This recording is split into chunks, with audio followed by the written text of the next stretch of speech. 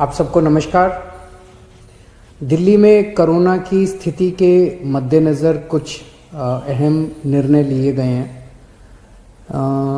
पहला तो ये कि कुछ दिन पहले, कुछ हफ्ते पहले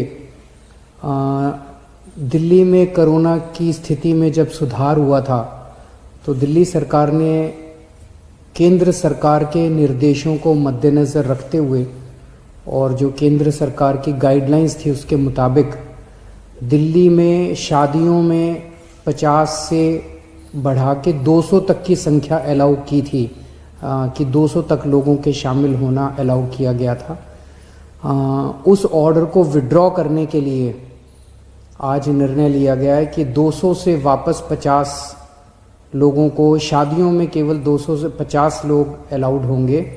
और ये निर्णय मैंने एलजी साहब की अप्रूवल के लिए अभी सुबह सुबह भेजा है।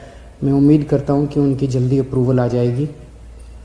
दूसरा, हमने देखा कि कुछ बाज़ारों में दिवाली के समय काफ़ी ज़्यादा ना तो लोग मास्क पहन रहे थे, ना सोशल डिस्टेंसिंग कर रहे थे, जिसकी वजह से कोरोना बहुत ज़्यादा फैला। तो एक प्रस्ताव केंद्र सरकार को भेजा जा रहा है कि केंद्र सरकार ने पिछली बार जो गाइडलाइंस जारी किए थे उसमें उन्होंने कहा था कि कोई भी राज्य सरकार अगर किसी भी लोकल लेवल पे, छोटे लेवल पे भी अगर कहीं कोई लॉकडाउन लगाना चाहती है तो उसे केंद्र सरकार की परमिशन लेनी पड़ेगी।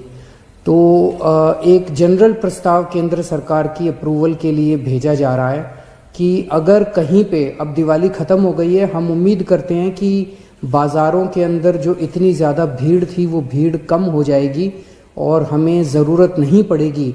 लेकिन अगर ज़रूरत पड़े और सारी कोशिशों के बावजूद भी अगर किसी बाज़ार में हम देखते हैं कि सोशल डिस्टेंसिंग और मास्क का पालन नहीं किया जा रहा और वो एरिया एक तरह से लोकल कोरोना हॉटस्पॉट बन सकता है, तो उस वहाँ पे बाज़ार को कुछ दिनों के लिए एहतियात के तौर पे बंद करने की इजाज़त दिल्ली सरकार को दी जाए।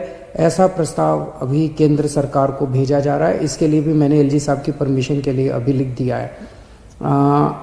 हम सब लोग, आप देख रहे हैं कि किस तरह से सारी सरकारें मिलके कोरोना की स्थिति को काबू करने की कोशिश कर रही हैं। केंद्र सरकार का मैं ख़ास तौर से शुक्रिया अदा करता हूं कि इस कठिन परिस्थिति में केंद्र सरकार ने दिल्ली वालों की मदद की है।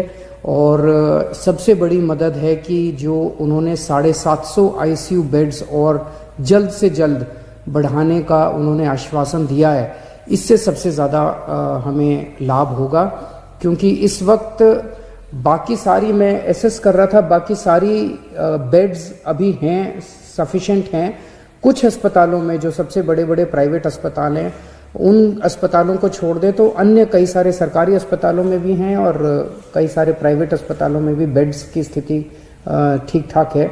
लेकिन आईसीयू बेड्स कम होते जा रहे थे, आईसीयू बेड्स की संख्या लगातार कम होती जा रही थी।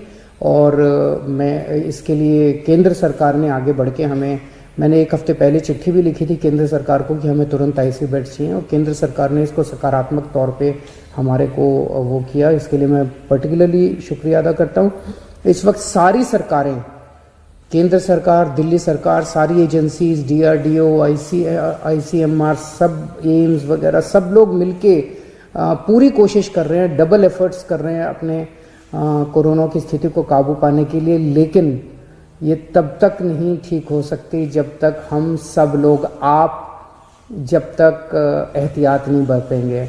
मेरी आपसे हाथ जोड़ के विनती है कि आप ये कोई किसी और के लिए नहीं मांग रहे, आप ही के लिए, आप ही के स्वास्थ्य के लिए, आपकी ज़िंदगी के लिए, आपके परिवार के लिए आपसे अपील कर रहे हैं कि मास्क ज़रूर ज़रूर ज़रूर पहनिए, सोशल डिस्टेंसिंग का पालन ज़रूर कीजिए। कई लोगों को लगता है मुझे तो नहीं होगा, पड़ोसी को हुआ, मुझे नहीं होगा। ये किसी को नहीं देखता कोरोना, ना गरीब को देखता, ना अमीर को देखता, ना इसको देखता, ना उसको देखता। किसी को भी कभी भी हो सकता है, और अगर बिगड़ जाए तो खतरनाक हो सकता है। तो फिर से मैं हाथ जोड़ के सबसे अपील करता हूं कि आप please please please social distancing की का पालन कीजिए और मास्क ज़रूर से पहनिए। नमस्कार।